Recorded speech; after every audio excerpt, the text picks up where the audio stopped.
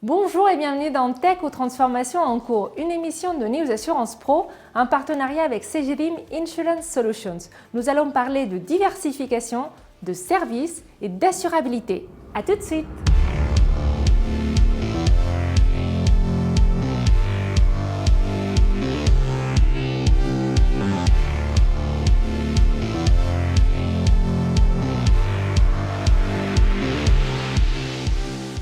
Pour ce nouvel épisode de Tech, nous recevons Jean-Christophe Sailly. Vous êtes directeur de pilotage de la transformation et membre du comité exécutif du groupe Matmut. Tout à fait, Mariana. Bonjour. Bonjour. Et nous recevons aussi Yann Abelos, directeur général adjoint de CGDIM Insurance Solutions. Bonjour. Bonjour.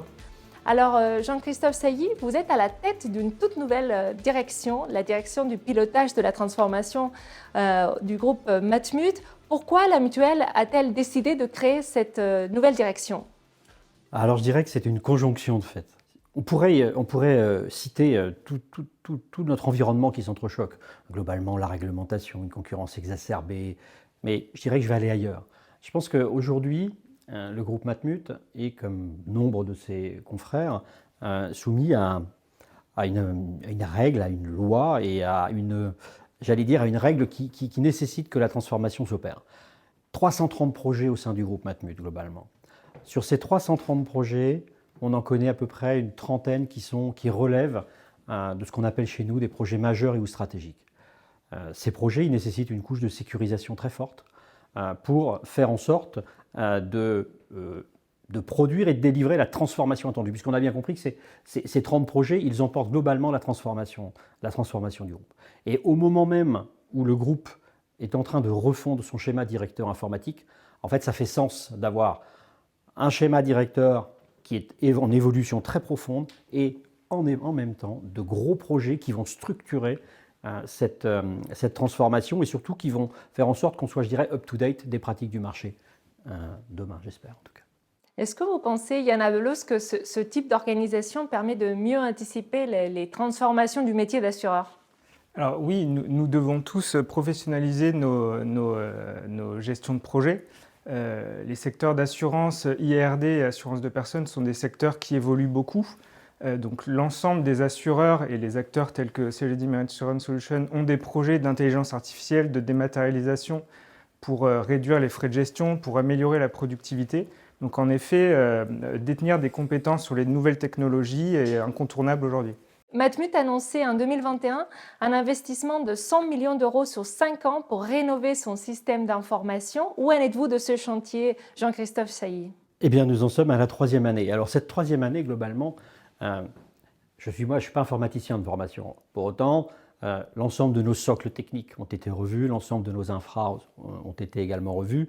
Et aujourd'hui, nous entamons une phase cruciale qui est celle de l'ensemble de nos parcours. On a déjà assez profondément travaillé sur la refonte de 2 contrats, qui sont d'ailleurs aujourd'hui 2 succès, sur notre GAV, ce qu'on appelle chez nous la MAV, le multirisque accident de la vie, le contrat multirisque accident de la vie, mais également sur la nouvelle offre santé, Sentez-vous bien, qui aujourd'hui d'ailleurs sont 2 gros succès commerciaux et qui ont été développés sur ce nouveau socle informatique jusqu'au parcours de souscription et notamment les parcours digitaux. Donc vous êtes content de Aujourd'hui, nous sommes, je dirais, totalement en phase avec ce plan. Alors bien évidemment, on a encore beaucoup de travail à réaliser et on va peut-être en parler tout à l'heure, mais les premières livraisons, les premières briques techniques qui ont été livrées sont aujourd'hui de vraies réussites. Alors vous parlez de parcours, on va parler de parcours d'indemnisation. C'est un chantier que vous avez lancé aussi au sein du groupe Matmut. Où en êtes-vous de ce chantier? Alors je dirais que là, on est peut-être encore en genèse, si je puis dire, enfin en genèse avancée. Nous travaillons actuellement sur globalement 2 parcours. Le parcours dégâts des eaux, qui est pour les assureurs dommages, qui est un parcours qui est malheureusement fortement utilisé au regard de la sinistralité de cette nature, et également le parcours bris de glace, là en auto cette fois-ci. Alors sur le parcours dégâts des eaux, aujourd'hui, nous avons quelque chose qui est d'ailleurs totalement accessible, puisque c'est à destination de nos sociétaires et disponible sur les espaces personnels, sur leurs espaces personnels, et qui vise justement à mettre en place un parcours qui va jusqu'à une indemnisation gré à gré sur certaines typologies de dégâts des eaux. Donc quelque chose de très avancé et quelque chose en plus qui va nous permettre d'enrichir parallèlement les applicatifs et les fonctionnalités que nous mettons à disposition de nos gestionnaires. Donc en fait, c'est un peu ça aussi notre réciprocité des attentions. On va aller chercher à délivrer le meilleur service aux sociétaires, mais également à renvoyer du service fonctionnel et du confort à nos gestionnaires qui vont devoir ensuite gérer la suite. Quel pourcentage de sinistres comptez-vous gérer via ce parcours complètement digitalisé? Aujourd'hui, il est encore un peu tôt. La première brique, elle est sortie le 4 octobre. Donc on est réellement sur des retours qui sont extrêmement parcellaires. Pour le coup, en revanche, on voit que ce parcours, il est très utilisé quasi pour la moitié des déclarations dégâts des eaux qui sont réalisées sur Internet vont emprunter ce parcours. Ça ne veut pas dire que l'ensemble des sinistres se trouvent dans une situation de régularisation ou d'indemnisation en gré à gré. Mais en tout cas, l'initialisation du parcours s'opère de manière assez large aujourd'hui. Yana Belos, quelles sont les marges de manœuvre des assureurs pour digitaliser davantage leur parcours d'indemnisation? Alors, sur la partie espaces digitaux, en effet, on est sur des actes qui évoluent. Par le passé, les espaces digitaux étaient uniquement des espaces de consultation, de remboursement de sinistres ou autres. Là, aujourd'hui, on est sur une évolution. On va un petit peu plus loin dans l'interfaçage entre les espaces digitaux et le système d'information. Pour avoir, par exemple, là je fais le parallèle avec l'assurance de personnes, pour avoir des simulations de remboursement sur les forfaits consommés, par exemple. Si on parle aussi de ce qui se passe à l'hôpital, où on a aujourd'hui avec le programme ROC des échanges en temps réel du parcours du patient à l'hôpital, on a aussi des efforts à faire sur les espaces digitaux pour avoir une remontée de ces événements en temps réel et pour aussi que les assureurs puissent rebondir et proposer des services tant à l'admission qu'à la sortie de l'hôpital. Ok. Est-ce qu'il y a d'autres parcours sur lesquels vous travaillez vous avez envie de partager l'ensemble de nos parcours. Vraiment, le sujet pour nous est de capitaliser sur l'expérience qu'on est en train d'acquérir. On a choisi, côté Matmut, ce qui est un choix un petit peu, et je pense qu'il est encore assez rare sur le marché, c'est de développer nous-mêmes nos propres parcours. On n'est pas allé chercher une suite logicielle pour lancer ces parcours. Alors ça ne veut pas dire que pour autant on ne va pas aller chercher sur le marché des briques techniques qui vont venir alimenter ces parcours, mais pour le coup nous sommes en train, si je puis dire, de rôder notre propre méthode avec ce premier parcours dégâts des eaux qui est pour le moment extrêmement encourageant en termes de résultats et qui, je dirais, fait école et nous permet de monter en compétence sur la manière dont on va refondre l'ensemble de nos parcours. L'ensemble de nos parcours, c'est aujourd'hui 22 processus globalement, qu'on est en train d'essayer de concentrer, travailler pour faire rentrer tout ça dans quelque chose d'un petit peu plus, dans un espèce d'entonnoir qui va nous faire résonner en macro-processus et qui va nous permettre demain, je dirais, de gagner et en vélocité et en fiabilité dans nos développements. Alors vous avez parlé de dégâts des eaux, le contexte actuel avec toutes ces inondations nous fait parler beaucoup de risques climatiques. Avec la montée de ces risques climatiques, la question de l'assurabilité en assurance dommage se pose de plus en plus. Jean-Christophe Sailly, est-ce que demain, Matmut va être en mesure d'assurer des maisons partout en France et à quelles conditions? Le risque climatique, aujourd'hui, il est avéré. Le risque climatique, globalement, que ce soit en sécheresse ou en inondation, je crois que c'est un secret pour personne, enfin, en tout cas pas dans la profession. On a globalement une habitation sur deux qui est soumise à risque. Donc à partir de ce moment-là, on a quand même un petit sujet qui est un sujet qui, à mon sens, dépasse l'assurance. L'assurance, évidemment, doit jouer son rôle. L'assurance, évidemment, doit être présente. Il ne s'agit pas de démutualiser. Nous sommes, pour le coup, assureurs mutualistes très attachés à la mutualisation des risques.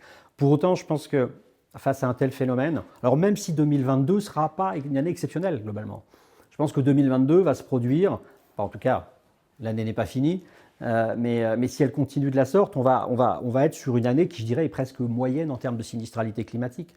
En revanche, les événements qu'on pouvait connaître une fois tous les 30 ou tous les 40 ans, aujourd'hui on est en train de les connaître une fois tous les 10 ou 20 ans. C'est ça qui est en train de se glisser. Donc je pense qu'aujourd'hui on n'est pas face à un défi qui est d'une urgence folle. En revanche, on doit commencer à préparer aujourd'hui les mécanismes qu'on va mettre en place dès demain. Quand je dis demain, dans un avenir plus ou moins proche ou lointain. Et ces mécanismes, à mon sens, ils sont de trois ordres. Le premier, c'est une implication qui est certainement un petit peu plus forte des pouvoirs publics. Le régime CatNat, il a vécu, il a été très bien. Peut-être est-ce qu'aujourd'hui, il faut peut-être passer à autre chose. Alors, je sais que mon directeur général, Nicolas Gomard, avait défendu dans une tribune l'idée d'un fonds qui pourrait concerner l'ensemble des Français, appuyé évidemment par la puissance étatique. Et ça, je dirais que c'est peut-être une solution. Un deuxième moyen, effectivement, c'est de toujours maintenir l'implication des assureurs en matière de sélection du risque, en matière de mutualisation du risque. Et puis, je pense que le troisième axe majeur, il va résider dans la prévention. La prévention des risques est aujourd'hui quelque chose sur lequel le groupe Matmut est d'ailleurs extrêmement engagé, avec différents partenariats, des partenariats qui sont extrêmement pratico-pratiques, qui visent par exemple en matière d'inondation à mettre en face d'une porte d'entrée un petit bâtard d'eau qui va éviter que l'eau ne pénètre tout simplement. Mais on en revient à des solutions à un moment qui sont extrêmement pragmatiques et qui doivent nous permettre, eh bien, je dirais, de faire face collectivement, et j'y tiens, collectivement par une mutualisation des risques qui reste certaine. Étant donné que les risques ne sont pas les mêmes partout, est-ce que vous allez utiliser des données ou de la technologie, et je m'adresse au directeur de la transformation que vous êtes, pour mieux sélectionner ces risques ou mieux tarifer ces risques? Alors, je pense évidemment qu'aujourd'hui, ne pas connaître son portefeuille, ça relève presque d'une faute, si je puis dire. Donc en fait, connaître les caractéristiques de son portefeuille qui nous permettent d'évaluer notre exposition au risque climatique, ça, c'est quelque chose qui est majeur à mon sens, puisque ça doit rentrer aussi quelque part dans notre politique prudentielle. Donc, connaître notre politique, oui, outiller la démarche, oui, la tarifer en conséquence, oui, mais à une maille qui reste acceptable, et j'y tiens tout particulièrement, à une maille acceptable pour les assurés, moyennant les mécanismes que je viens de décrire tout à l'heure. L'idée est pour moi encore de ne surtout pas arriver à une situation où on ne pourrait plus assurer les risques. Parce que ce serait, pour le coup, je pense que collectivement, on ne serait pas au rendez-vous. Yana Bloos, est-ce que vous pensez que les assureurs prennent suffisamment la mesure du changement climatique dans leur stratégie? Alors, on est en effet dans une augmentation de la récurrence de ces événements climatiques, inondations, tempêtes et encore très récemment. Donc oui, les assureurs voient augmenter leur sinistralité. Donc il y a les exemples que citait Jean-Christophe de services. Moi, j'ai aussi un autre exemple en tête autour de la prévention qui est un assureur qui a un service de prévention sécheresse en détectant les fissures dans les habitations avant qu'il y ait des dégâts plus conséquents. Donc clairement, tous les assureurs se penchent sur ces sujets, mais aussi sur les sujets de santé. On est dans une période où ça fait quelque temps qu'on a une augmentation des consommations à l'hôpital, où on a aussi un accroissement des arrêts de travail, notamment chez les plus jeunes. Donc évidemment, les assureurs sont obligés de revoir leur modèle de tarification et modèle actuariel, et donc c'est en train d'évoluer. Oui. Donc la Matmut arrive au terme de son plan stratégique en cette fin 2023 et prépare déjà le suivant. Qu'est-ce que vous pouvez nous en dire, Jean-Christophe Sailly? J'ai lu que vous souhaitez devenir un groupe complet d'assurance. Comment se traduit cette ambition? Alors effectivement, ce groupe complet d'assurance, il se traduit par le fait que, historiquement, la Matmut est un assureur yard. Historiquement, c'est un assureur dommages et globalement, aujourd'hui, encore 70% du chiffre d'affaires, 70-75% des encaissements sont produits par le yard, auto-habitation, MAV, GAV, etc. Et l'idée est bien évidemment de poursuivre cette diversification. Alors la diversification à la Matmut, elle a commencé il y a déjà 13 ans, si je puis dire. C'est 2010. 2010, la diversification avec l'introduction de l'assurance santé. 2015, l'arrivée de Mutuelle Océane Matmut au sein du groupe. Et puis cette diversification, elle s'est aussi matérialisée par nos offres épargne, qui sont aujourd'hui un vrai axe de développement, à l'instar je dirais, de l'ensemble de nos autres segments d'activité. Et puis un dernier segment qui pour nous est important va évidemment toucher le pro. le pro dans toutes ses dimensions, hein, j'allais dire le part du pro, mais également tout ce qui va toucher sa santé, mais également la santé, tout ce qui va toucher la santé collective pour ses collaborateurs et salariés, et puis également tout ce qui va toucher à la prévoyance. Le groupe est en train de s'engager dans cette démarche, et c'est toute cette démarche qu'il va nous falloir, je dirais, faire grandir au cours des 3 prochaines années. Ok, donc merci pour cette première piste sur le plan stratégique. Yana Bloss, pensez-vous que la technologie peut aider les assureurs à accélérer sur le multi-équipement? Oui, tout à fait. Alors, je parlais tout à l'heure des espaces digitaux et d'une plus grande intégration des espaces digitaux avec les systèmes d'information cœur de gestion. Ça, pour moi, c'est un point fondamental parce que ça permet de bien connaître et suivre les événements de vie dans une famille, notamment. Donc, par exemple, un enfant qui va devenir étudiant, on va pouvoir faire un rebond pour lui proposer une nouvelle offre. Quelqu'un de la famille, un conjoint qui va passer à la retraite, on va pouvoir lui faire un rebond sur une offre de prévoyance ou d'épargne retraite, par exemple. Donc oui, je pense que la technologie, et notamment avec un bon suivi des moments de vie des familles, peuvent permettre aux assureurs de multi-équiper en produits assurantiels. Quel est aujourd'hui le taux de multi-équipement des clients de Matmut et quel est votre objectif? Alors, je vais vous donner un scoop. Il est de 2,3 globalement. Mais en fait, globalement, 2,3, ça veut tout et pas dire grand-chose. Il peut être de 1 pour un étudiant, 1, quelque chose pour un étudiant, et il peut être de plus de 3 pour des foyers qui sont plutôt seniors et plutôt bien installés dans la vie. En fait, notre objectif commun, je dirais côté groupe Matmut, c'est véritablement de faire croître ce taux de multi-équipement sur l'ensemble des segments qui vont composer notre portefeuille. Et pour ce faire, évidemment, les techniques de la connaissance du portefeuille, les analyses particulièrement fines qu'on est en capacité aujourd'hui de faire en matière de marketing pour les décliner en plan d'action commerciale et en marketing opérationnel, nous aident fortement. Et aujourd'hui, la data est devenue clairement, j'allais dire le nerf de la guerre, il ne s'agit pas d'une guerre, mais le nerf de ce jeu qui devient central pour nous. Très bien, on va parler un peu de service, si vous le voulez bien. Alors, comment voyez-vous évoluer la stratégie de service du groupe Matmut? Je ne sais pas comment elle va évoluer à court terme, mais je vois en tout cas ce qu'on pourrait souhaiter. Passer peut-être de l'assurance de l'auto à l'assurance de la mobilité, passer, je dirais, à une distribution qui soit très largement omnicanal, puisqu'aujourd'hui on parle beaucoup d'omnicanalité, mais l'omnicanalité elle est encore très présente dans les têtes, et ça fait 15 ans qu'on parle d'omnicanalité pour le coup. C'est pas un mot nouveau en effet. Mais l'omnicanalité aujourd'hui, elle ne se concrétise encore que très partiellement. Et vous le disiez, le fait qu'on puisse aujourd'hui rebondir sur un parcours, faire en sorte de commencer un parcours sur un canal et le finir sur un autre, mais surtout procurer à nos collaborateurs ce que j'appelle moi des applications miroirs qui font que globalement ils savent exactement ce qui se passe au moment où le sociétaire le fait et qu'ils puissent reprendre la main. Je pense que ça aujourd'hui c'est un vrai service sur lequel on doit pouvoir évoluer, parce que nos métiers vont devenir de plus en plus des métiers relationnels. Moi, je vois la technique s'éloigner de plus en plus, non pas parce qu'elle n'est pas noble, mais parce que de plus en plus de ces éléments techniques vont pouvoir être pris en compte, soit par la data, soit par l'intelligence artificielle, pas forcément générative. L'intelligence artificielle très algorithmique, aujourd'hui, elle est très largement en capacité d'accompagner et de réaliser un certain nombre d'actes. Et le service, la plus-value que vont venir chercher les assurés ou nos sociétaires, ce sera bien dans l'exécution, dans l'exécution de la promesse et dans notre capacité à gérer l'émotion du moment. Je reste persuadé que cette émotion du moment, c'est ce qui fera que demain, on générera un petit supplément d'âme auprès de nos assurés. Et vous, Yann, quel service voyez-vous émerger ou se généraliser dans les prochaines années?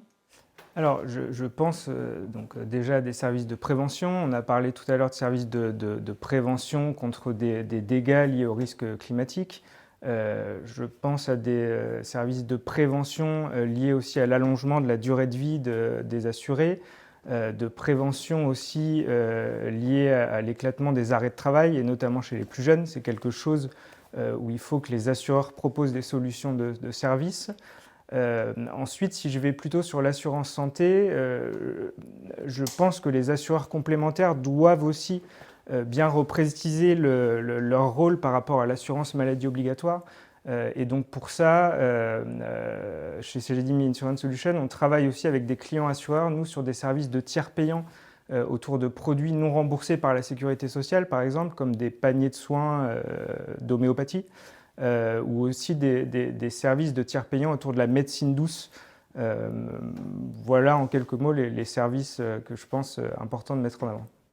Merci à tous les deux. Une question sur la fonction publique. Alors, le groupe Matmut a intégré en 2022 une nouvelle mutuelle, la MGFI. C'est une mutuelle spécialisée dans la couverture des agents du ministère de l'économie et des finances. Est-ce que MGFI et Océane ont commencé à travailler ensemble? Comment ça se passe, cette intégration?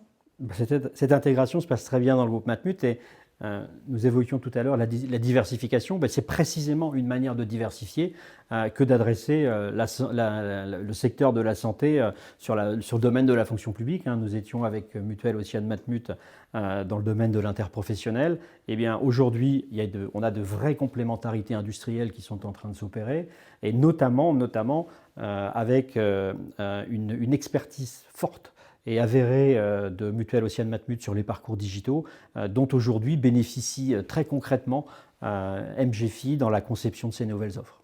D'accord, merci. Sur la fonction publique, il y a tout l'enjeu, c'est de passer d'un contrat individuel à un contrat collectif. Est-ce que les mutuelles de la fonction publique sont prêtes pour cette bascule? Alors, un certain nombre sont prêtes dans le sens où elles gèrent déjà des contrats collectifs, pas forcément publics, mais souvent les contrats de leur personnel salarié, déjà depuis quelques années. Ensuite, CGD Insurance Solutions, nous, on accompagne pas mal de mutuelles de la fonction publique qui sont déjà équipées de nos briques logicielles en production ou en projet pour certaines, et qui permettent la gestion notamment des flux DSN avec une réception des données de cotisation depuis les entreprises. Donc voilà, certaines sont prêtes ou d'autres en cours de l'être en tout cas. En tout cas, c'est un chantier qui est loin d'être fini, ça vient de démarrer, donc on aura le temps d'en parler ici au sein de cette émission. Merci beaucoup, merci à tous les deux, Jean-Christophe Sailly et Yana Belloz pour cet entretien. Je vous remercie vous aussi de nous avoir suivis pendant toute cette émission et je vous retrouve bientôt sur News Assurance Pro.